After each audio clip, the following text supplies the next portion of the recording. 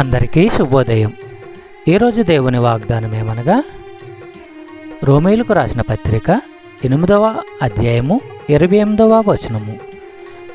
దేవుని ప్రేమించే వారికి అనగా ఆయన సంకల్పం చొప్పున పిలువబడిన వారికి మేలు కలుగుటకే సమస్తమును సమకూడి జరుగుతున్నవని ఎరుగుదుము. సహోదరి సహోదరులారా, దేవుణ్ణి ప్రేమించే వారికి అంటే ఆయన తన ఉద్దేశం ప్రకారము పిలిచిన వారికి మేలు కలిగించడానికే అన్నీ ఒకదానితో ఒకటి కలిసి పనిచేస్తున్నాయని మనకు తెలుసు.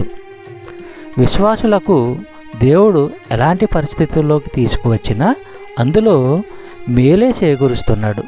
విశ్వాసులు ఆధ్యాత్మికంగా ఎదిగి మరింతగా క్రీస్తులాగా మారాలని ఆయన ఉద్దేశము.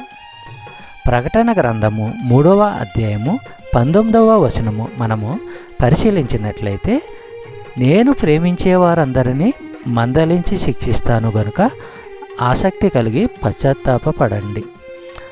సహోదరి సహోదరులారా, దేవుడు అందరినీ ప్రేమిస్తూ ఉంటాడు. ఎందుకు శిక్షిస్తాడంటే, ప్రతి ఒక్కరు కూడా మారు మనసు పొంది దేవుణ్ణి అంగీకరించేవారుగా, దేవుని పట్ల నమ్మకం కలిగి ఉండేవారుగా ఉండాలని దేవుని యొక్క ఉద్దేశము. చెప్పబడిన వాగ్దానము దేవుడు దీవించి ఆశీర్వదించును గాక. ఆమేన్.